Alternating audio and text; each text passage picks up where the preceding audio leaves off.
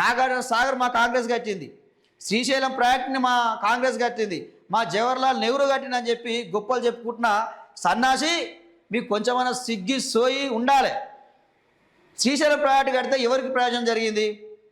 ఆంధ్ర వాళ్ళకి ప్రయోజనం జరిగింది. ఆంధ్ర వాళ్ళు నీళ్ళు ఎత్తుకపోతా ఉన్నారు. నాగార్జున సాగర్ ప్రాజెక్టు కడితే ఎవరికి ప్రయోజనం జరిగింది? అది కూడా మళ్ళీ ఆంధ్ర వాళ్ళకే ప్రయోజనం. ఆంధ్ర వాళ్ళే నీళ్ళు ఎత్తుకపోయే పరిస్థితి ఉన్నది. ప్రాజెక్టులు మాత్రం మన భూభాగంలో ఉంటాయి, నీళ్ళు మాత్రం ఆంధ్రానికి పోతాయి. ఈ మాత్రం సోయి లేకుండా ఏం మాట్లాడుతున్నావు? అందుకే కదా కేసీఆర్ పక్కా ప్లాన్ వేసి కాళేశ్వరం కట్టిండు.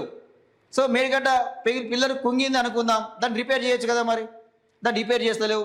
సో తుమ్మిడిగడ్డికి కడతా అని చెప్పినావు, తుమ్మిడిగడ్డికి మహారాష్ట్ర సీఎం ఫడ్నవీస్ అడ్డుపడుతుందని చెప్తున్నావు. ఈరోజు పాలమూరు రంగారెడ్డికి ఇక్కడ చంద్రబాబు నాయుడు అడ్డుపడుతుందని చెప్తున్నావు. ఇవేరా నీ మాటలు? తప్పించుకునే మాటలు, యూటర్న్ మాటలు. ఏమనంటే కేసీఆర్ని తిట్టడం, కేసీఆర్ మీద ఆరోపణలు చేయడం, ఇది ఒక్కడే నువ్వు నేర్చుకున్నావుగా, ఇది ఒకటే నేర్చుకున్నావు. ఇంత మించి నీకు ఏది కూడా మాట్లాడడం వస్తలేదు.